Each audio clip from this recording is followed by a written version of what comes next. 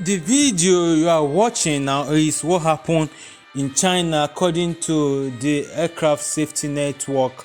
It happens on the 8th of January 2022 at Hangzhou Xiaoshan International Airport in China. The Tupolev Tu-204-100 cargo plane suffered an onboard fire at Hangzhou Airport in China. The aircraft was preparing to depart on a flight to Novosibirsk-Tolmachevo Airport in Russia, carrying about 20 tons of general cargo when a fire erupted in the cargo hold.